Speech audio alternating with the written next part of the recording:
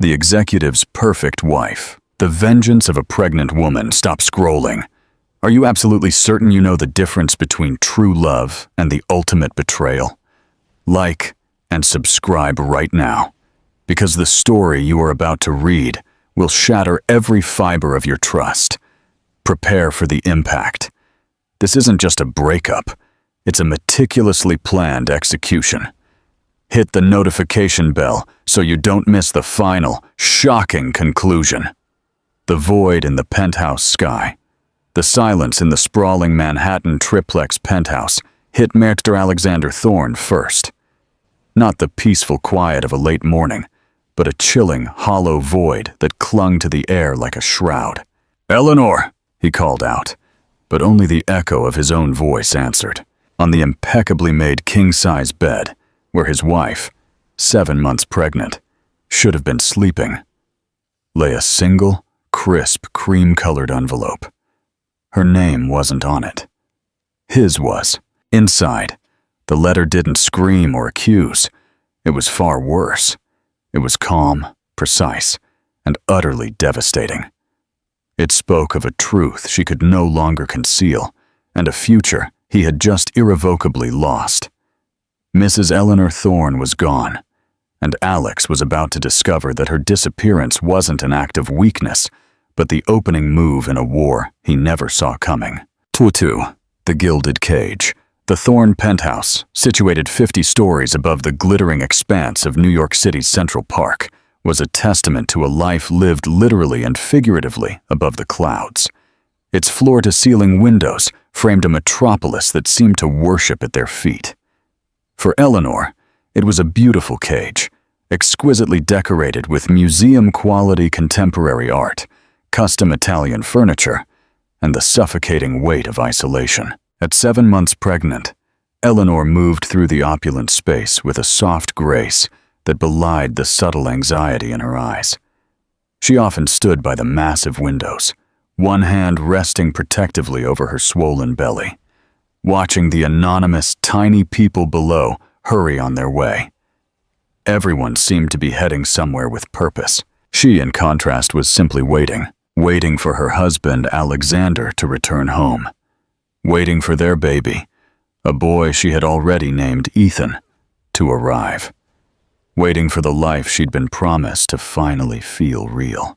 Alexander Thorne was a man forged in the crucible of ruthless ambition and old New England money. He was devastatingly handsome, with a charm that could disarm the most jaded of business partners, and a cruelty that had doubled his family's hedge fund, Thorne Capital, in less than 5 years.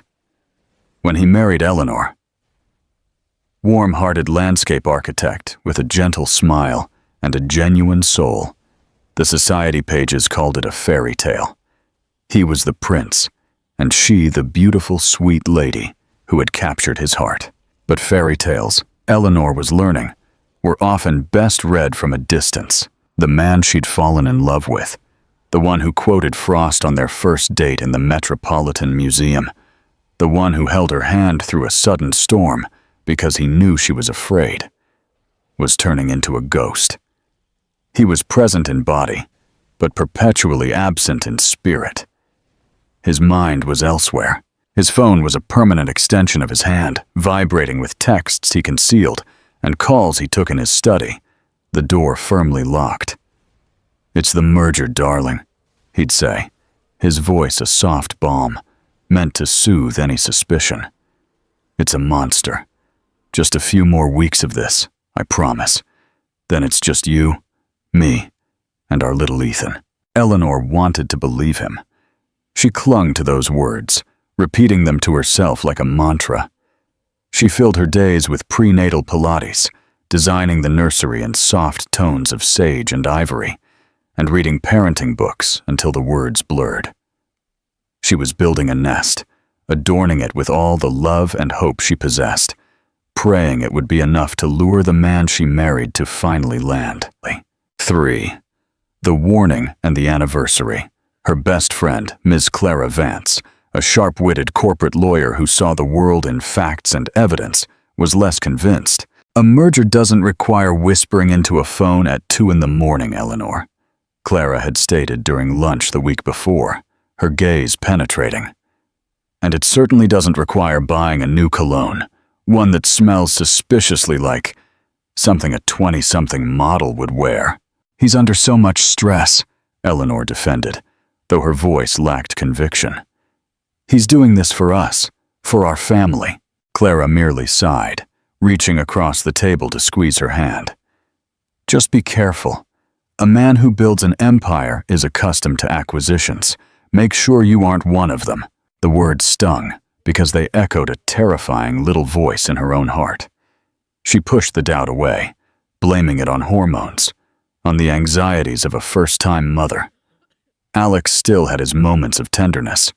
He'd return late, exhausted from his meetings, and place a hand on her belly, a flicker of awe in his eyes as he felt their son kick. "My two guys," he'd murmur, his voice thick with what she desperately hoped was genuine emotion. In those moments, the cage felt like a sanctuary again. Tonight was their 3rd wedding anniversary. Alex had called that afternoon, his voice oily with apology. "Eleanor, my love, I am so sorry. The final negotiations have intensified. I can't break away. I feel terrible." The disappointment, sharp and familiar, pierced her heart. I was making your favorite, the osso buco. Save it, darling. I'll be home as soon as I can break free. I'll make it up to you, I swear. We'll have a proper celebration this weekend. Just the two of us." He sounded so sincere, so regretful. "It's okay, Nate," she whispered. "Be safe." After hanging up, she stood in the silent kitchen, the rich aroma of slowly braised veal filling the air. It was a meal for two, a celebration of their love. Now, it was just a sad reminder of another broken promise. But as she leaned against the cold marble counter, a spark of defiance lit up inside her. She was tired of waiting. She was tired of being the passive, understanding wife. She remembered he had mentioned the name of the restaurant where the negotiations were supposedly taking place. The Reserve, an exclusive, sleek American restaurant downtown. A bold, uncharacteristic plan formed in her mind. She would pack a portion of the anniversary dinner she'd prepared. She would go to him. She wouldn't interrupt. Of course not. She would just give the package to the maitre d' to pass along. It would be a small, romantic gesture, a way to feel connected to his world, to show him she was thinking of him, to remind him of the home that was waiting. With a renewed sense of purpose, she changed into a simple but elegant maternity dress. Her hands trembled slightly as she applied a touch of makeup. She felt a powerful kick from within, as if Ethan was cheering her on. "It's okay, little man," she whispered to her belly.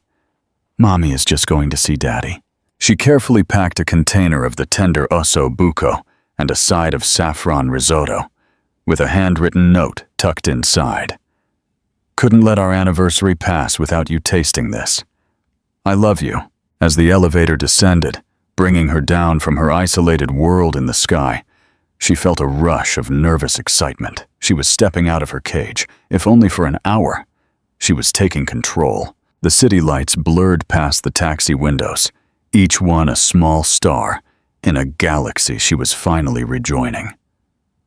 She had no idea she was speeding toward a collision that would smash that galaxy into a million irreparable pieces. For the confrontation, the entrance to the Reserve was discreet, marked only by a polished brass plaque and a heavy mahogany door. It was the kind of place that thrived on exclusivity, where fortunes were discussed over truffle pasta and secrets were whispered over $100. Bottles of Pinot Noir. When Eleanor stepped out of the taxi, the cool night air did nothing to calm the frantic pounding in her heart. She clutched the small, insulated bag containing her peace offering, feeling a sudden rush of shame. Was this a silly, desperate idea? She pushed the thought away. This was a romantic gesture, not pathetic. She was a wife trying to connect with her exhausted husband on their anniversary. There was no shame in that. The restaurant interior was a symphony of dark woods, soft leather, and dim, golden light. A wave of warmth and the soft murmur of conversations washed over her. The maitre d', a tall, impeccably dressed man, with an air of polite indifference, approached her. "Good evening, madame. Do you have a reservation?" "Oh, no, I'm not staying," Eleanor said quickly, offering him a warm smile. "I'm just here to drop something off for my husband. Alexander Thorne is having a business meeting here."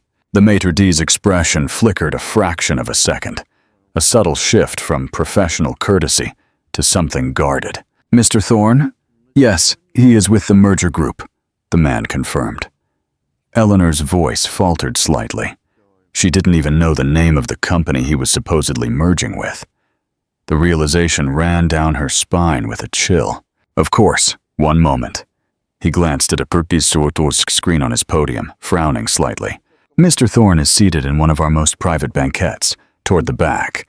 Could you just give him this for me?" she asked, holding up the bag. "It's an anniversary surprise." The man's eyes softened with what seemed like genuine pity. It was a look that put every nerve in Eleanor's body on high alert. Perhaps it would be better if you delivered it yourself, madame. This way." He gestured down a short, carpeted hallway, away from the main dining room. A feeling of dread, cold and heavy, began to pool in Eleanor's stomach. Why wouldn't he just take the bag? Why was he looking at her like she was a lamb being led to slaughter? Her feet felt like lead as she followed him. He stopped just short of a secluded corner where a single banquette offered its occupants an intimate view of the city skyline. He nodded toward the banquette, and then, with a quiet, "Excuse me," retreated, leaving her standing alone in the hallway. From her vantage point, she could only see the back of Alexander's head. He was leaning forward, his posture animated, and engaged in a way she hadn't seen in months. Facing him, a woman's hand, adorned with a delicate diamond bracelet, rested on the table. A cascade of platinum blonde hair caught the light. Eleanor's breath hitched. She took a hesitant step forward, peering around the partition. And then she saw her. The woman was Sasha Dubois, a famous tech influencer, whose face graced the cover of magazines that lay unread on her coffee table. She was impossibly beautiful, her features sharp and angelic. Her body was tightly encased in a glittering silver dress that left little to the imagination. But it wasn't her beauty that made Eleanor's world real. It was the way Sasha was looking at Alexander, a look of sensual, possessive intimacy. And it was the way Alexander was looking back. He was smiling. Not the tired, distracted smile he gave Eleanor, but a full, unguarded smile of pure delight. He reached across the table, his hand covering Sasha's. Their fingers intertwined. He leaned in and whispered something that made Sasha laugh, a tinkling sound that grated on Eleanor's ears, like shattering glass. This was not a business meeting. This was a date. The air left Eleanor's lungs. The small bag in her hand suddenly felt like it weighed 1,000 pounds. The anniversary dinner, the symbol of her love and effort, was now a pathetic joke. Every late night, every whispered phone call, every monster merger clicked into place, forming a hideous mosaic of deception.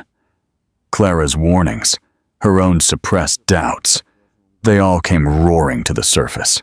A wave of nausea and dizzying pain washed over her. She stumbled backward, her hand flying to her mouth to stifle a sob. The movement caught Alexander's attention. His head snapped around. His smile vanished, replaced by a mask of pure unadulterated shock, which quickly morphed into cold fury. His eyes, the same eyes that had once looked at her with adoration, now blazed with the anger of a man who had been caught. He unlaced his hand from Sasha's and stood up abruptly, his chair scraping loudly against the floor.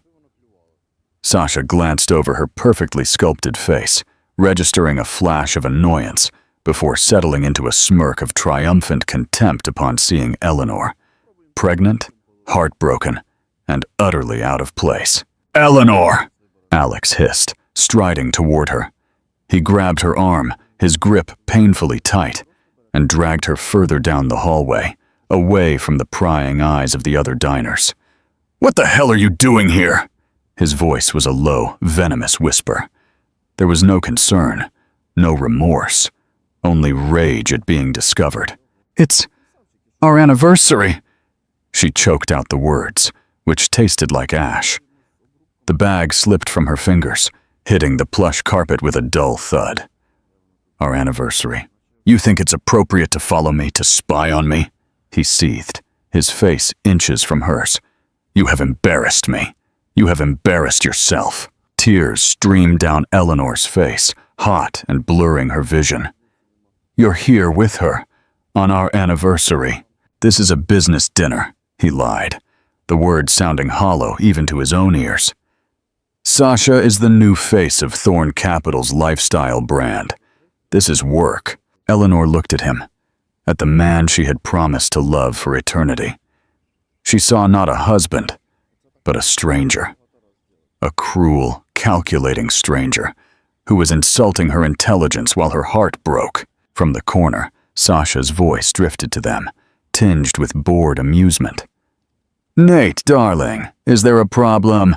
Your guest doesn't look well." The dismissive way she said guest was the final, brutal blow.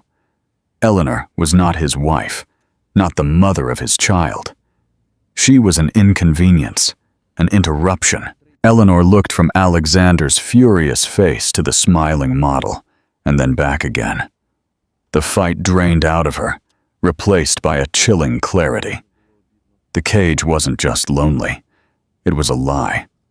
The man she loved didn't exist. He was a character Alex had played to acquire her, and now the show was over. Without another word, she tore her arm from his grasp. She turned her back on the life they had built, and she walked away. She didn't run. She walked with a strange, new calm, her posture ramrod straight. Each step was a deliberate break of a tether. She could feel his eyes burning into her back, but he didn't call out. He didn't follow. She passed the sympathetic maitre d', pushed through the heavy mahogany door, and stepped out into the city's indifferent night. The cold air hit her face, but she barely felt it. She was already numb. The fairy tale was over. The shattered pieces of her reality lay scattered on a restaurant floor, and all she could do was walk away from the wreckage. Viewer interaction question. At this point, if you were Eleanor, what would be your first, most calculated move? Would you confront him legally immediately, or disappear and plan your revenge? Comment below and let me know. V. The plan. The taxi ride back to the penthouse was a silent, surreal blur. The city lights, once symbols of life and energy, now seemed to mock her, flashing past the window like a series of cruel, glistening sneers. Eleanor sat perfectly still in the back seat, one hand on her stomach. Not out of tenderness, but as if to shield her unborn son from the toxic truth that had just poisoned their world. The baby was the only real thing she had left. She paid the cab driver in a daze and ascended the private elevator 50 floors. The ascent felt like a descent into hell. When the doors opened directly into their apartment, the opulence that had once felt comforting now seemed grotesque. It was a stage set for a play about a happy marriage, and she had just discovered the lead actor was a fraud. The scent of the osso buco she had prepared with such love still hung in the air, a sickly sweet reminder of her naivete. She walked into the kitchen, her movements stiff and robotic, and poured the entire pot of food down the garbage disposal. She watched, mesmerized, as the dark, rich meat and vegetables were pulverized, grinding into an unrecognizable mess. It felt symbolic. For hours, she wandered the vast apartment like a ghost. She touched the cold marble of the countertops, the soft cashmere of the couches, the stiff spines of the books on the shelves. These were the props of her life, and they felt utterly alien to her. She drifted into the nursery, a sanctuary of sage and ivory that was now contaminated.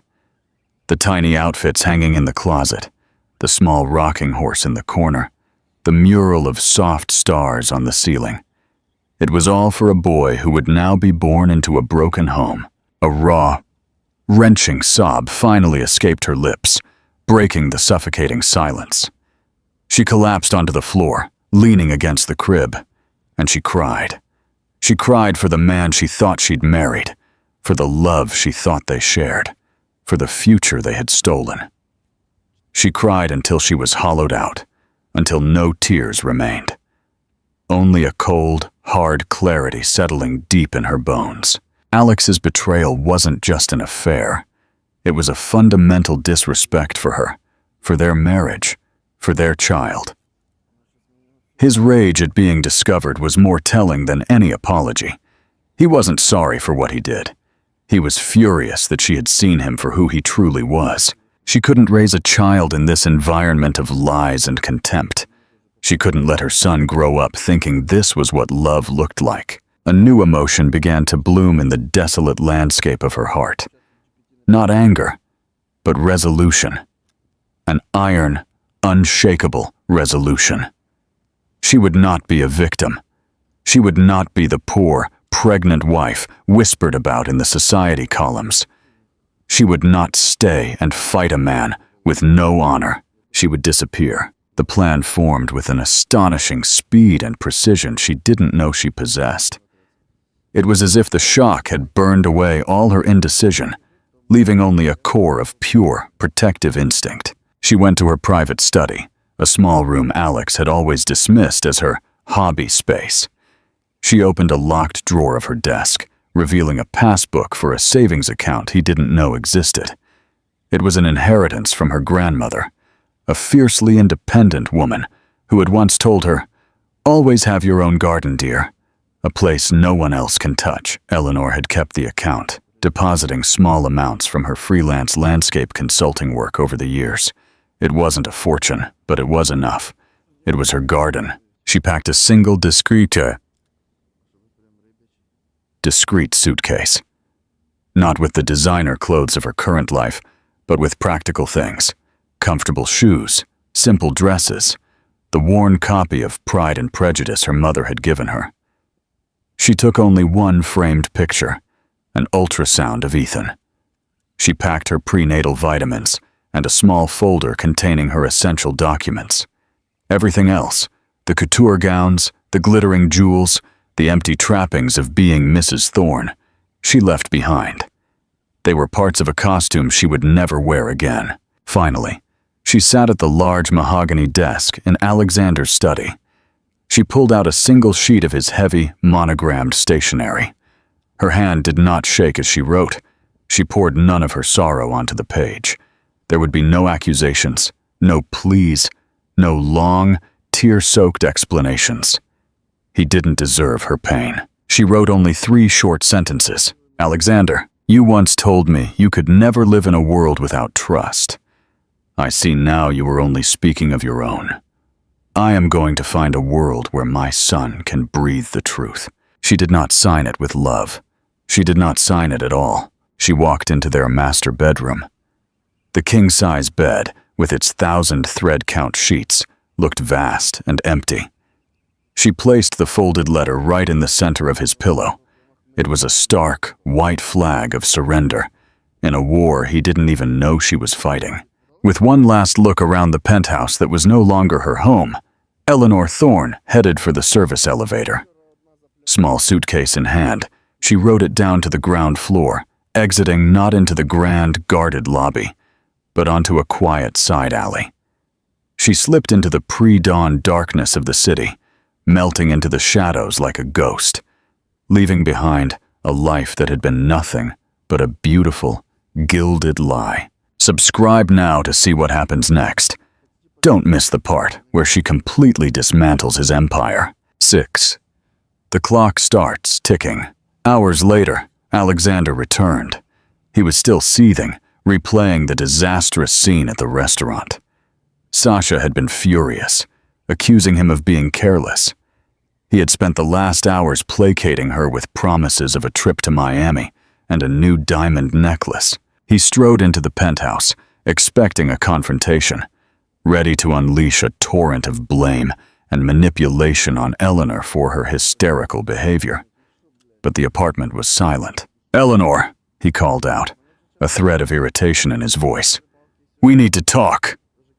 Silence. He walked into their bedroom, his speech already prepared, but stopped dead in the doorway. The bed was empty, perfectly made. And on his pillow, that solitary cream-colored envelope waited. He picked it up, a knot of unease tightening in his stomach. He read the 3 sentences. He read them again. The words were quiet, devoid of the emotion he had expected. It was their very coldness that chilled him to the bone. This wasn't the writing of a distraught wife who would be crying at her mother's house. This was something else, something final. A frantic search of the apartment revealed nothing else out of place. All her clothes were there. Her jewelry box was intact. But her passport was gone from the safe, and the small suitcase she'd owned since before they were married was missing. It was as if she had simply evaporated. He stood in the middle of the living room as the sun began to rise, bathing the penthouse in pale, indifferent light. The letter was still clutched in his hand. Annoyance slowly gave way to a strange, unfamiliar feeling. It wasn't guilt. Not yet. It was dread. The chilling realization that he had underestimated the quiet, gentle woman he called his wife. He had broken her heart, and in response, she had simply vanished. 7. The cracks appear. For the first 48 hours, Alexander's primary emotion was a simmering, arrogant rage. Eleanor's disappearance was, his mind, a childish, theatrical ploy designed to punish him. He pictured her holed up in Clara's apartment, crying and waiting for him to grovel with apologies and a ridiculously expensive piece of jewelry. He decided to let her stew in her own sauce, to realize how foolish she was being. He needed to control the narrative, and the first step was to project an aura of calm and indifference. He went into the office, presided over his meetings with his usual authority and sharpness, and even joked with his senior partners. When his secretary asked if Mrs. Thorne was well, as she hadn't called to confirm his dinner reservations, Alexander waved a dismissive hand. She decided to visit her brother in San Francisco for a few days, a last-minute trip before the baby comes. You know how she is. The lie came easily, but even to him it sounded weak. Eleanor hadn't spoken to her brother in over a year after a trivial argument. It was a clumsy patch on a rapidly unraveling reality. By night, the silence of the penthouse grew louder, more accusing. He'd walk past the nursery, and the sage and ivory perfection of the room felt like a judgment. He'd see her favorite mug next to the coffee maker and feel a strange pang of something. It wasn't loss. Not yet. It was disruption. His neatly ordered life had been interrupted. He called her phone, but it went straight to voicemail after a single ring. It was off. He sent a series of texts, each escalating in tone. "Eleanor, this game is absurd. Come home. I know you're with Clara. Tell her to stop feeding you this feminist nonsense. We are married and we will work this out." "Fine. Do what you want. But you are being incredibly selfish. Think about the baby." There was no reply. On the 3rd day, a crack appeared in his composure. One of the city's most ravenous gossip columnists, a woman named Dahlia Vane, called his office. "Alex, darling," she cooed, her voice dripping with fake concern. "I've heard a rather unsettling rumor that Eleanor was seen fleeing the reserve in tears the other night, and no one has seen her since. Is everything well in paradise?" Alexander's blood ran cold. "Dahlia, you know how rumors are. Eleanor is perfectly fine. She's on a short trip." "Oh, how lovely. And I suppose the other rumor, that you were dining with the exquisite Sacha Dubois at that very moment, is also just a little misunderstanding." He hung up the call. His hand was shaking slightly. The story broke the next morning. A small but poisonous piece on the society pages. Thorne troubles.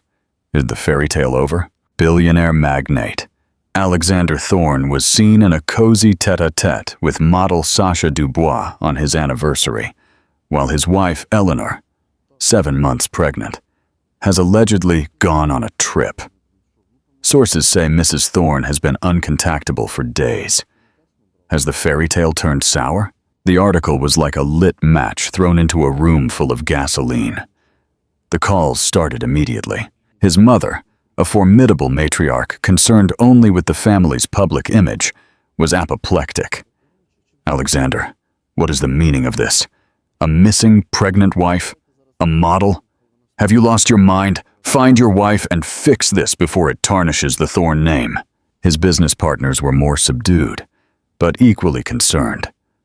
The merger was in its final, delicate stages. The image of the CEO embroiled in a sordid domestic scandal was catastrophic. This has to go away, Alex, his senior partner warned in a grim voice. Clean it up. The panic, cold and sharp, finally pierced Alexander's arrogance. This was no longer a marital dispute. It was a crisis. He drove to Clara Vance's law firm, storming past the reception and barging into her office. Clara sat behind her desk, her expression cool and collected. She didn't appear surprised to see him. "Where is she?" he demanded, his voice hoarse. "I assume you mean your wife," Clara replied, her tone glacial. She did not invite him to sit. "The one you publicly humiliated. This is between Eleanor and me. You have no right to hide her from me." Clara leaned forward, her eyes narrowed. "Let me be very clear, Alexander. I have not seen or spoken to Eleanor since before your anniversary. But if I knew where she was, I wouldn't tell you. A man who cannot be trusted with his wife's heart certainly cannot be trusted with her location. Now get out of my office before I have you escorted out for trespassing." Her denial was so absolute, so convincing, that it genuinely terrified him. If Eleanor wasn't with Clara, where the hell was she? The situation spiraled out of control. The media firestorm grew. News vans were now parked outside his office building and his penthouse. The story had evolved. The disappearance of Eleanor Thorne. Her face, along with a glossy photo of a pregnant Eleanor and a seductive shot of Sasha, was everywhere. Sasha, far from being a comfort, became a nightmare. She called him incessantly, her voice a shrill mix of panic and accusation. "My agent just dropped me. They said the scandalous homewrecker image isn't good for my brand. You told me she was nobody, Alex. You told me you had it under control." "I am handling it," he snapped back, his patience exhausted. "I am handling it. The whole world thinks I'm a monster who drove a poor pregnant woman away. You need to fix this. Call a press conference. Tell them we're in love." And she was unstable. Her self-centered narcissism was, all of a sudden, repulsive to him. The glamour and excitement she represented had soured into something cheap and desperate. He saw her for what she was, another acquisition, and one that was rapidly losing its value. A week after Eleanor left, Alexander sat alone in the dark penthouse, the city lights twinkling indifferently outside. His empire was shaking, his reputation was in tatters, and his mistress was a liability. The silence of the apartment was no longer just empty. It mocked him. He looked back at the letter. The 3 brief sentences that had started it all. "I am going to find a world where my son can breathe the truth." He had dismissed it as melodrama. Now, it sounded like a declaration of war. He hadn't just lost a wife. He had created an enemy. And for the first time in his gilded, privileged life, Alexander Thorne felt a deep, genuine fear. He was outmatched. His usual tools of power, money, and intimidation were useless. He needed to find her, not just to save his company, but because a terrifying void had opened in his life where she used to be. Leave a comment. Do you think Alex truly regrets his actions? Or is he only panicking because his business is in jeopardy? 8. The forensics of a quiet mind to find her. He needed someone who could operate in the shadows he had so carelessly created. With his world crumbling, and the police now asking pointed questions about domestic disturbance, a line of inquiry that chilled him to the bone, Alexander knew he needed an expert. He didn't need a pugnacious lawyer or a slick PR agent. He needed a ghost. He needed someone who could navigate the hidden world of secrets and disappearances. Someone who operated with discretion and ruthless efficiency. His search led him to a name whispered only in the most powerful circles of the city, Mr. Julian Graves. He wasn't a private investigator in the traditional sense. He was a problem solver, a former intelligence agent, who now offered his considerable skills to the highest bidder. His office was a small, unassuming suite in a historic but unremarkable building, a deliberate choice to project anonymity over opulence. Mr. Graves was a man in his late 50s, with salt and pepper hair, impeccably tailored but simple suits, and eyes that seemed to miss nothing.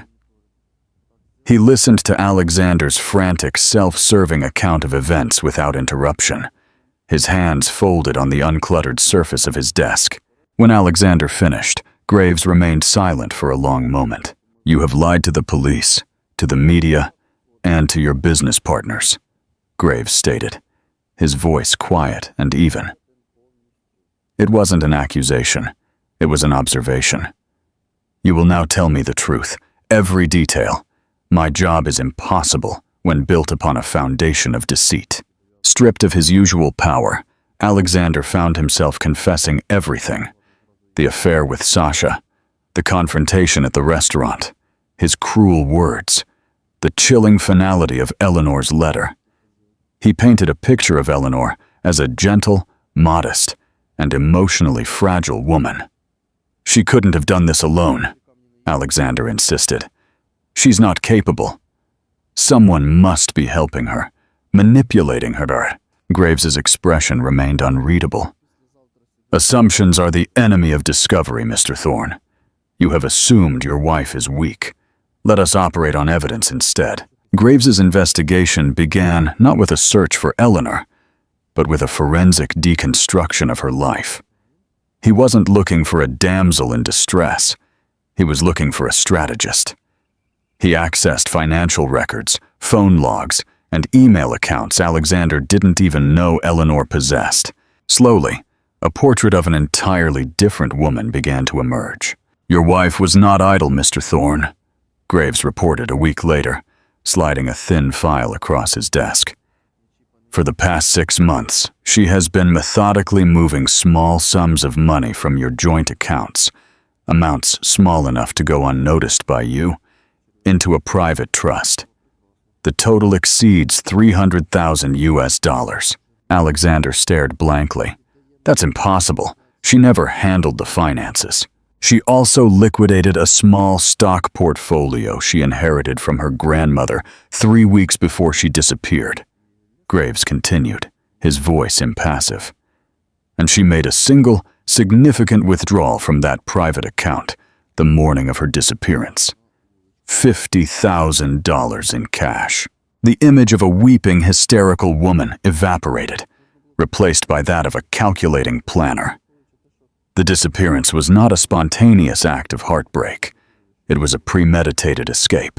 Graves's inquiries dug deeper, uncovering layers of Alexander's own life he preferred to keep hidden.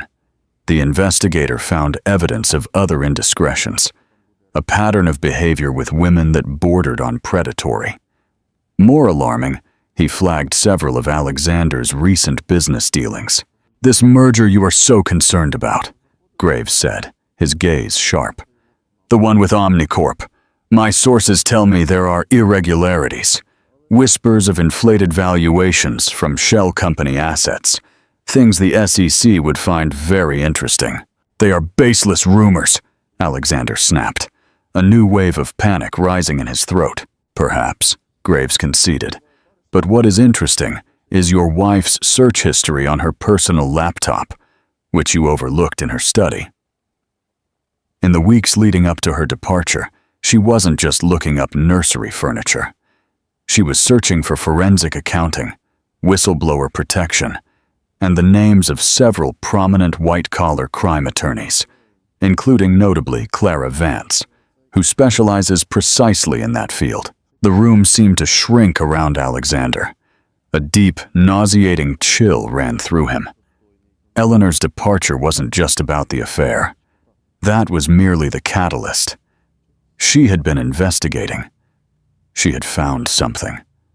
Something far more dangerous to him than a jilted mistress. The affair didn't just break her heart. It confirmed that the man she was married to was rotten to the core, and it gave her the final push she needed to act. She wouldn't, Alexander stammered, the words hollow. She wouldn't understand any of that. Again, Mr. Thorne, you underestimate her, Graves said coldly. Your wife holds a master's degree in architectural history, with a specialization in provenance. Her entire academic career was built on tracking the history of objects, uncovering forgeries, and following a paper trail. It seems you have mistaken a quiet nature for a simple mind. The investigator's final discovery was the most direct. He had tracked a single phone call Eleanor made from a burner phone she bought the day she vanished. The call lasted 15 minutes and pinged a cell tower in a remote rural area of Vermont. But the number she called wasn't a friend or relative. It was the reception desk of a small, private aerodrome. She chartered a flight, Graves concluded, closing the file. A single-engine plane paid for in cash. No flight plan filed with the FAA, which is legal for this type of aircraft. The pilot is a discreet professional who specializes in off-grid transport for wealthy clients seeking privacy. He dropped her at a similar private airstrip outside the Green Mountains. From there, the trail goes cold. The Green Mountains. A haven for the wealthy, but also a gateway to vast, isolated mountain communities where a person could easily disappear if they had the resources and the will. Alexander slumped in his chair, utterly defeated. Every move he made had been anticipated. Every assumption he had was wrong. He had been playing checkers, while Eleanor was playing a masterful game of chess. Her letter suddenly made terrifying sense. She wasn't just leaving him. She was fleeing him, protecting her son from a man she now saw as a criminal. And she had taken something with her. Knowledge. Knowledge that could not only end his marriage, but could also send him to prison. The search for his missing wife had turned into a desperate race to find a woman who had the power to utterly destroy him. And by all indications, she was 2 steps ahead. Ike's, the new life of Amelia Grace. The air in the small mountain town of Stowe, Vermont, was thin, crisp, and clean. It smelled of pine and damp earth, an aroma so fundamentally different from the exhaust-choked air of Manhattan that it seemed to belong to another planet. For the woman now known as Amelia Grace, it was the smell of freedom. Eleanor, or Amelia, as she now called herself, had found the town through a network Clara had meticulously arranged.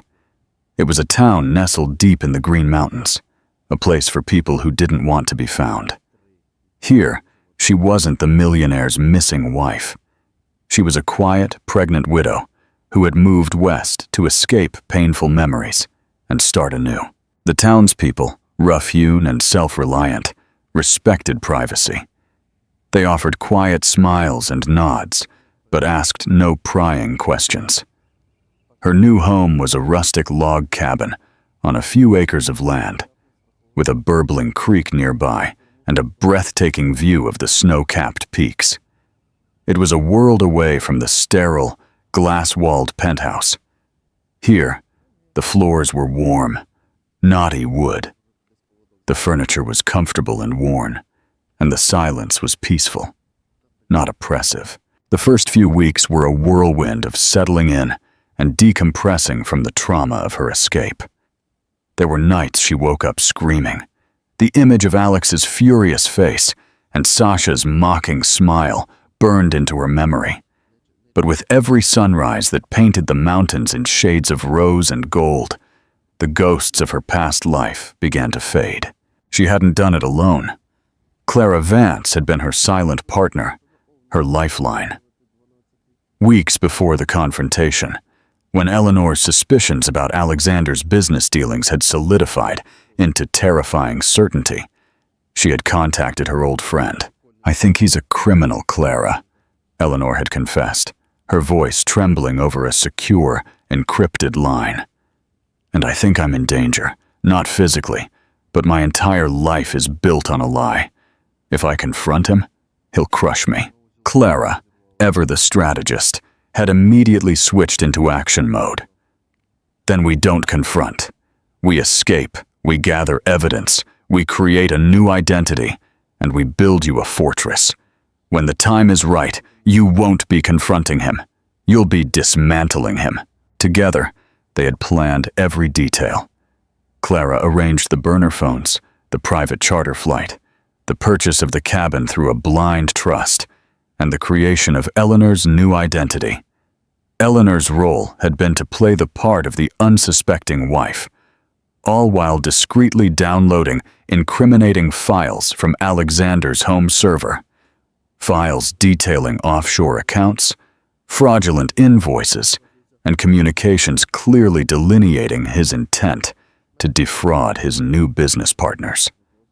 She had copied them onto a small, encrypted hard drive that was now locked in a safety deposit box at a neighboring town's bank. Now, in the safety of Stowe, Eleanor focused on the only thing that truly mattered: her baby. She spent her days walking the mountain trails, breathing the clean air, and talking to the tiny life growing inside her. She read poetry aloud, her voice soft in the forest tranquility. She rediscovered her love for art, not as a curator of other people's work, but as a creator. She bought a watercolor set and began painting the stunning landscapes around her. The vibrant colors a balm to her bruised soul. 2 months after her arrival, she went into labor. Her midwife, a quiet, sturdy woman named Martha, was at her side. There was no cold, sterile hospital room, no panicking husband in the waiting area. The birth took place in her cabin, in front of a crackling fireplace, as a gentle snow began to fall outside. After hours of intense labor, she held her son in her arms. The baby was perfect, with a shock of dark hair and eyes that seemed to hold all the wisdom of the mountains. Eleanor cried, but this time her tears were not of sorrow, but of an overwhelming, fierce, unconditional love. She named him Hope, not Ethan. Ethan was the name chosen by a woman living in a cage. Hope was the name chosen by a woman who had set herself free.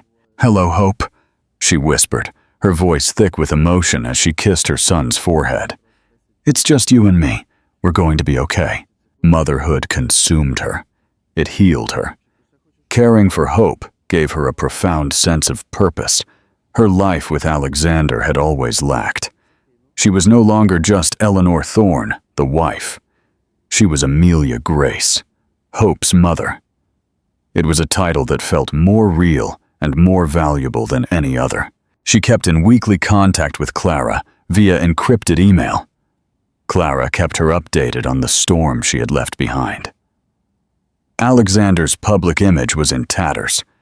The Omnicorp merger had stalled, the partners now deeply spooked by the scandal and the whispers of financial irregularities. Graves, Clara learned through her own network, was investigating, closing in. "He's hired the best," Clara wrote. "They will eventually track you down. Alex is cornered and desperate. We need to decide when to make our move." One autumn afternoon, as Eleanor sat on her porch, rocking a sleeping Hope, she gazed out at the majestic, unyielding mountains. They had stood there for millennia, silent witnesses to storms and seasons, their strength absolute. She felt a connection to them, She was no longer the fragile woman who had fled in the night. She had weathered her own storm. She had birthed a new life, and in doing so, she had been reborn herself. She was strong. She was ready. She opened her laptop and sent a short, decisive email to Clara. "It's time. Let's burn it down. X." The final acquisition, the annual shareholders' meeting for Thorn Capital, was held in the grand ballroom of the Waldorf Astoria, a historic bastion of old Manhattan wealth. The atmosphere was charged with tension. For months, the company had been hemorrhaging value.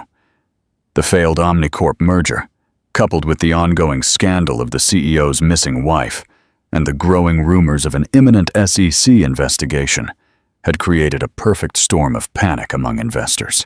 Alexander Thorn stood at the podium, his face pale and haggard, a ghost of the confident titan he had been less than a year ago. He was fighting for his corporate life. He delivered a desperate, passionate speech, full of jargon about restructuring, future-proofing, and synergistic alignment. He was trying to project strength to reassure the grim-faced men and women in the audience that their investments were safe, that he was still in control. But his voice lacked its former authority. His charm felt rehearsed and empty. The room wasn't buying it. "And so," he concluded, his voice strained, "I ask for your continued faith in my leadership as we navigate these headwinds and steer this great company toward a prosperous future." A tense, unconvinced silence followed.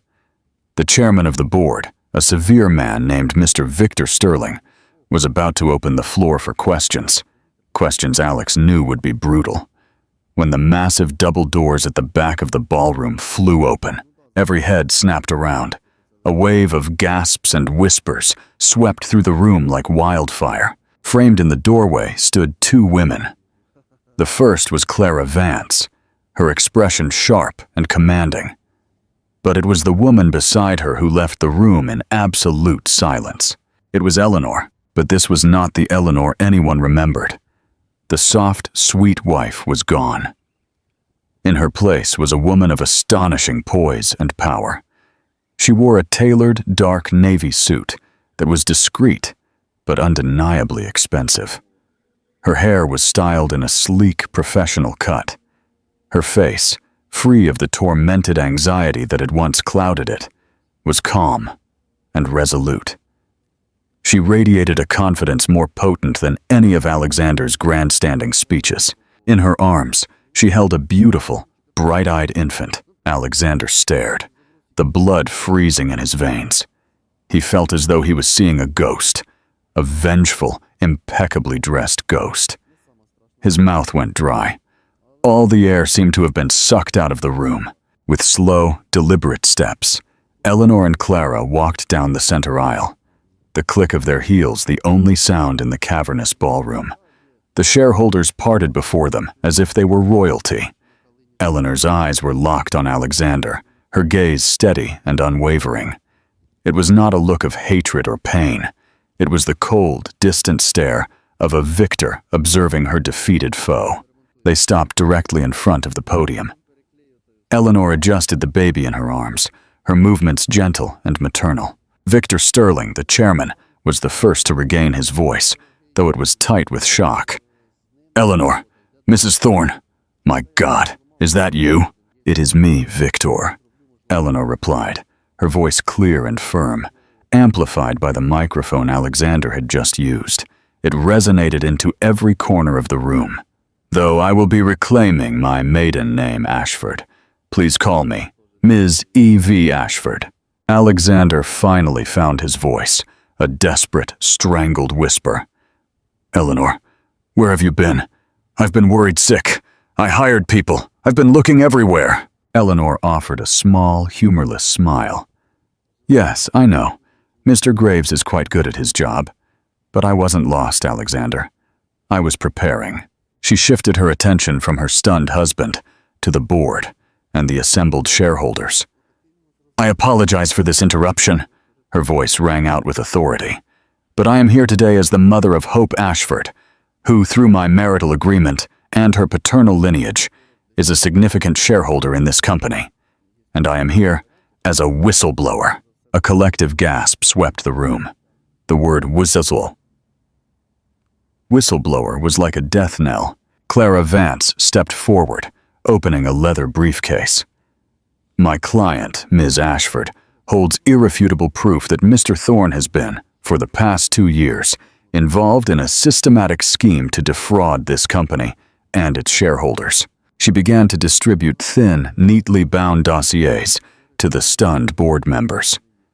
"Herein, you will find documentation of illegal wire transfers to unaudited offshore accounts, falsified invoices used to inflate company profits ahead of the attempted Omnicorp merger, and internal communications proving Mr. Thorne's intent to embezzle funds. The total amount exceeds $50 million. The panic erupted. Shouts of disbelief and anger filled the ballroom. Alexander was ashen, stumbling back from the podium as if he had been physically struck. "Lies," he croaked, his voice barely a whisper. This is vengeance. It's a jilted wife trying to destroy me." Eleanor met his desperate gaze, her own expression merciless. "Was I jilted, Alexander?"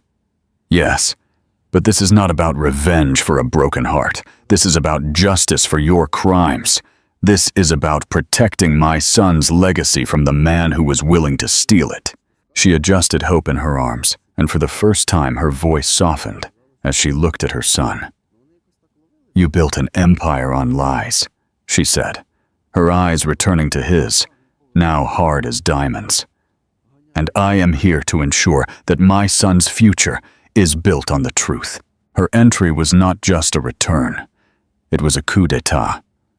She hadn't come back to reclaim her place at his side. She had come back to take his. The room was in chaos, but Eleanor stood at its center, a pillar of quiet, righteous power. The act of disappearance was over. The hour of truth had just begun. 11. The reckoning. Meaningful ending. The evidence Clara laid out in the dossiers was a bomb that shattered Alexander's world in a matter of minutes.